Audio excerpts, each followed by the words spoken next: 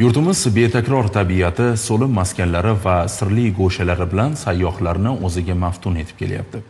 Tog'lar bag'rida yashiringan sharsharalar, musaffo buloqlar va go'zal manzaralar nafaqat mahalliy, balki xorijlik sayyohlarning ham e'tiborini tortmoqda.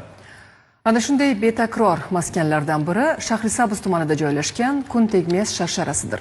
Tabiatning noyob mo'jizalaridan biri bo'lgan ushbu sharshara o'zining musaffo suvi, baland qoyalar orasidan oqib tushuvchi go'zal manzarasi bilan ajralib turadi.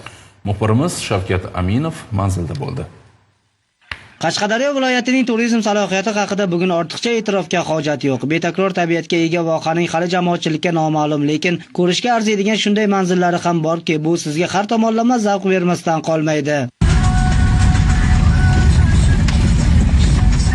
Bu galgi sayohatimiz maqsadi Shahrisabz tumanidagi Kuntegmes sharsharasini ko'rish edi. Odatimizga ko'ra tun qorong'usida yo'lga tushib, tongni azim tog'lar bag'rida qarshi oldik. Sharsharaga tumandagi Xummon qishlog'ini yoqalab borilar ekan. Shu qishloqlik Jamoliddin bizga yo'lboshchi bo'ldi. Qishloq ortda qolarkan yolg'izoyoq yo'l bo'ylab Adir orqali tepaga ko'tarildik. Yo'l yurib odamlar bo'ri uyasi deb ataydigan kovak oldida biroz xordi qoldik. Hozir mana yo'ldan kelganimiz bo'ri uya deyiladi. Endi bobolarimiz aytib ketgan.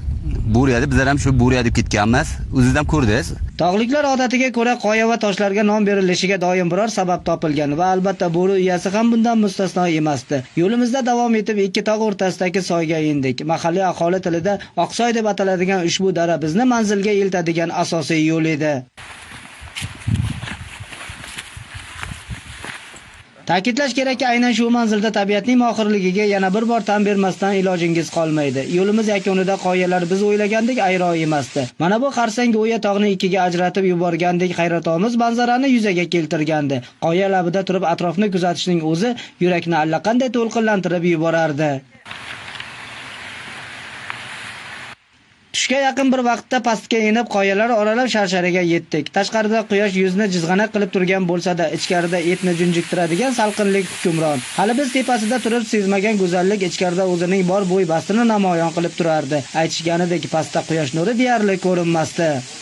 Asosan barga yoz kunlari cho'ponlar qo'ylarini olib keladi, o'zlari yuqoriga yotadi. Mana salqinlikni ko'rib turibsiz.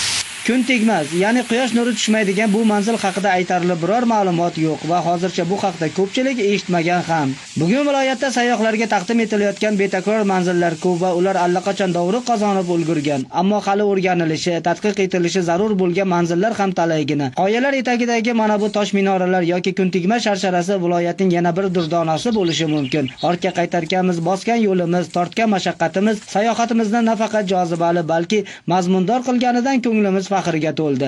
Asrlar sirini o'zi bilan saqlab kelayotgan tarixiy bu joylar nafaqat yangi joylarni kashf etishimizga, balki insonning o'zini o'zi ma'nan boyitishiga ham xizmat qilishini angladik.